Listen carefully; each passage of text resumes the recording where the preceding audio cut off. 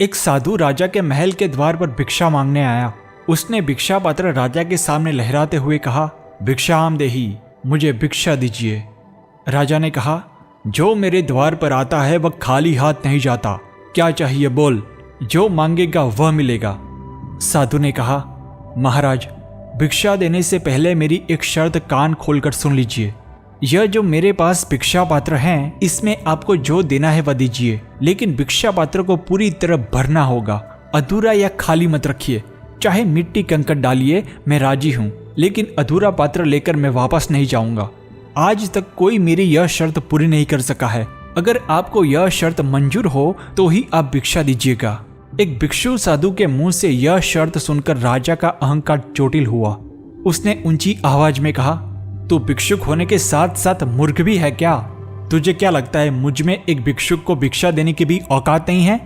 उसने अपने मंत्रियों को हुक्म दिया, जाओ, इस भिक्षुक का भिक्षा पात्र कीमती हीरे मोती और जवाहरात से भर दो। भिक्षु खड़ा खड़ा मंद मंद हंसता रहा। हमेशा ऐसा ही होता आया है। भिक्षु हमेशा राजाओं पर हंसते ही रहे हैं, लेकिन बहुत ही कम राजा यह रहस्य को जान पाए हैं कि भिक्षु क्यों हंसता है। मंत्रियों ने भिखारी के भिक्षा पात्र में हीरे मोती और जवाहरात डाले, लेकिन वह तुरंत गायब हो गए। भिक्षा पात्र बिल्कुल खाली था। मंत्री अचंभित हो उठे। राजा के मुख पर की हंसी गायब हो गई, जिसे देखकर भिक्षु हंसने लगा। राजा का गुस्सा और भड़क उठा। उसने चिल्लाकर कहा, इस भिक्षा पात्र को भरने में मेरा खजाना खाली हो जाए तो भी चिंता मत करो।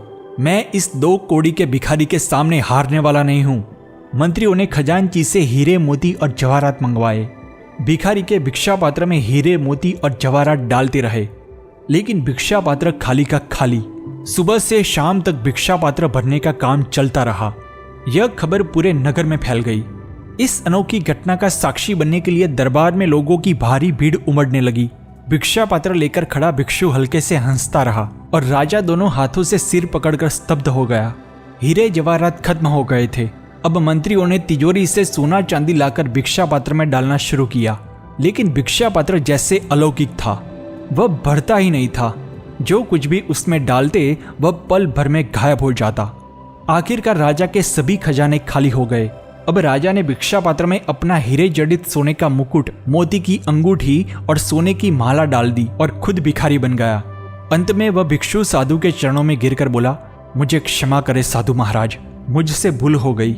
मैं आपकी शर्त पूरी नहीं कर सका। मैं अपनी हार स्वीकारता हूँ। अब मैं आपसे एक विनती करता हूँ कि जाते जाते मुझे इस भिक्षा पात्र का रहस्य बता दीजिए। भिक्षु साधु ने हल्के से हंसकर कहा, यह भिक्षा पात्र मनुष्य की खोपड़ी और वासनाओं से बना है। भले सारी भौतिक संपत्ति इसमें समा जाए, फिर भी यह संतुष्ट नहीं होगा, यह असंतुष्ट ही रहेगा।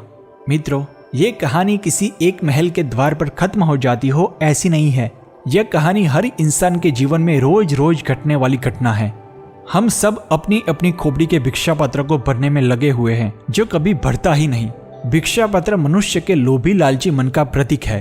भले हमें दुनिया की सभी सुख सुविधाएं मिल जाएं, फिर भी हमारा लोभी मन असंतुष्ट ही रहेगा। उसकी मांग दिन ब दिन बढ़ती ही जाएगी और एक दिन अमूल्य जीवन का अंत आ जाएगा।